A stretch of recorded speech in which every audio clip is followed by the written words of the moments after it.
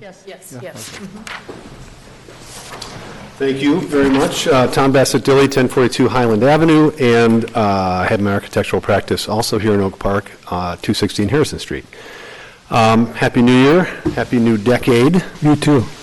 And as I look back at 2010, and I think about my kids beginning elementary school, and now I have one going off to college, I'm like, oh my God, that went so fast.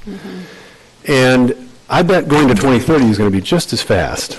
And 2030 is a significant number, and it's because the IPCC is telling us we better make some really serious modifications to the way we emit, namely, stop emitting, reduce emitting very quickly, or else we're going to have a problem. So if you look at like what the leading Democratic presidential candidates are talking about, total decarbonization by 2050 is pretty much agreed upon. I mean, Warren is talking about zero carbon buildings by 2028.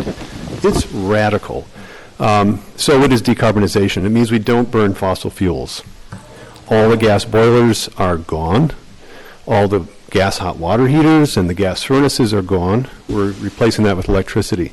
And we're feeding that with renewable energy. If we just switched out right now, we would not come anywhere near close to meeting our energy demand with renewables. So it isn't just about adding solar, it's about making a much, much more efficient set of buildings, transportation, everything. So if you want to see what it looks like in a building, I would love to show you what the Park District is doing with the Carroll Center. We're creating a net zero building there. It's going to create more energy every year than it uses. We're doing that to qualify for a grant, so it will work. We've painstakingly modeled it, and we're going to make sure we meet our Passive House certification and our net zero certification. So that's decarbonization. It's a big deal, and the question is really, what's the plan? So that's what I'm asking. Oak Park, what's the plan? Our kids are asking us, what's the plan? How are we going to do this? If you look at what Planet Green looked at for setting a goal by 2019, 2020, we didn't come close to meeting that. That wasn't a plan. That was a wish. We've got to have a plan. So my idea about how the plan would work is measure our emissions, figure out where we want to go, set a plan in place. How are we going to pay for it without creating equity problems, without creating more tax burden? We can't do that. It's a difficult problem, but we have a fantastic community here between 7 Generations Ahead and Interfaith Green Network and a whole bunch of inspired people at the high school. I mean, I'm talking students.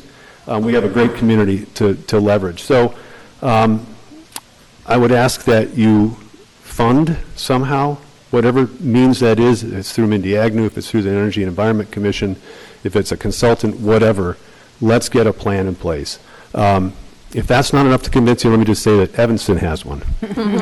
So anyway, that's my ask. I'm here to help, do whatever I can to help that happen, and there's a lot of great people in this community. So it is a community endeavor. Thank you, Let's sir. do it. Thanks, Tom.